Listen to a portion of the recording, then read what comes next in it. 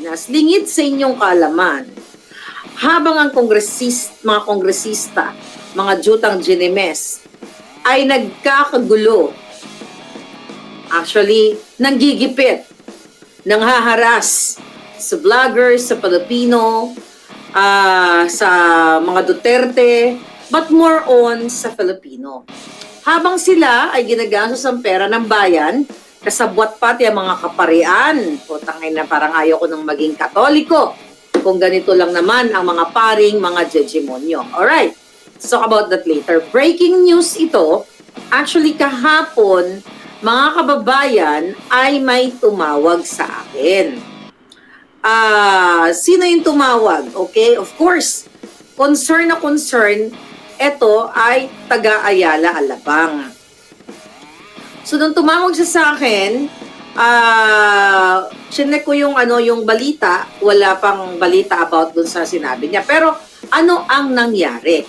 Ayon sa ating puting ahas na taga-Alabang, Alabang na naman, di ba? May naganap nung nakaraang araw na pag-raid ng mga kapulisan. Okay? Na mga kapulisan, team effort. May PIDEA sa isang manufacturing ng pulburon manufacturing. Remember? Ang BFF ni Marcos Jr., na si Mark Anthony Sayarot, sa Alabang din nahuli. 2 bahay ang nirentahan niya doon. At yan ay nakalagay sa media. But recently, this year, ay napawalang sala si Mark Anthony Sayarot. So, a few days ago, lingid sa kaalaman ng taong bayan habang abala ang mga buwaka ng Ginemes sa Congress at ang kanilang mga alipore sa media. Kayo naman, mga jutang Ginemes, mga media kayo, hindi nyo ginagawa inyong trabaho. Ito'y ayon sa ating informante na nagkahulihan doon sa Alabang. Pero ano nangyari? Ang ginawa po ng drug lord o ng pulburon lord ay ipinagmalaki pa na BFF o kaibigan niya si Liza Tanas. Ano ang nangyari? According to our source, tumawag itong pulburonic lord. Hindi pa lang pinangalanan kung sino yung pulburonic lord. Pero one thing ang sigurado, ang ating informante ay tumawag kay Liza Tanas at kay Bangag. More on kay Liza Tanas. Na eto, hinuli ako, dinadampot ako dito, gawan mo ng paraan. Ano ang nangyari? More on ganun ang conversation according to our source. Then, alam nyo ba? Alam ng media ito. Kasi, ayon sa ating informante, may kasamang media doon sa Alabang. So, ang ginawa, pina-stepleran ang bunganga kung sino man yung media na yon. Ang ginawa ni Liza Tanas, according to our source, pinadalhan pa ng security. Ang ginawa ni Bangag Jr. at ni Liza Tanas, pinadalhan pa ng security, PSG, itong nahuling drug lord, ayon sa ating source, mga palaga, ayon sa ating puting ahas. Kaya nga, sabi ko sa inyo, hindi ka ba magagalit habang ang mga media na inimbitahan, may mga matitino pa tayong PIDEA dyan eh. Okay? Na mga pulis, akala nila siguro, okay? According to our source, hindi nila alam na may kaugnayan ang pulburon lord kay Liza Tanas at kay Bangag o kakilala.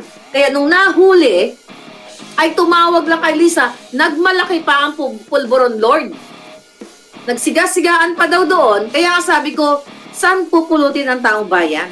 Tumawag sa bangag na gobyerno at pinadalaan ura-urada ng PSG o ng security. Sino ang nagbabayad ngayon para sa security? Taong bayan, PSG. Alam mo, talagang double, triple trouble, quadruple trouble ang nangyayari sa Pilipinas. Walang mahuhuling drug lord, pulburon lord. Kasi nga, paulit-ulit natin, magkasabwat sila. Kayong mga taga-Alabang, alam nyo to.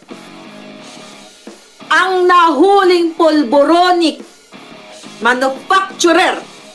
Alam din ng media ito, mga kababayan. Hindi lang isang media. Maraming media na nandoon kasi alam nyo naman, kapag mga ganitong operation, ay kinukontak yung media. You know that already. Pero dahil tumawag kay Lisa Tanas, ngayon, magwawala na naman, magbabartek na naman si Lisa Tanas. At kay Bangag Jr., na hinuli nga yung kakilala nila, ayun, pinatahimik, pinashut up ang mga bunganga ng media. Ngayon, bayan kong mahal, mga palangga ko, saan kayo ahantong? Dahil itong mga drug lords ito, itong mga polboronic na ito, si Lisa Tanas na, si Bangag Jr. na ang nagpapatakbo. Kaya nga sabi ko dun sa informant ko kahapon, sabi ko sa kanya, hindi kaya si Sayarot na naman ito? I know na. Was it? Yeah. Sabi ko, hindi kaya si Sayarot na naman ito? Kasi napawalang sala na yun eh. Ang sabi ng ating informante, wag lang muna magbigay ng pangalan, pero ang sabi, sabihin mo yan, kausapin mo ang mga kongresista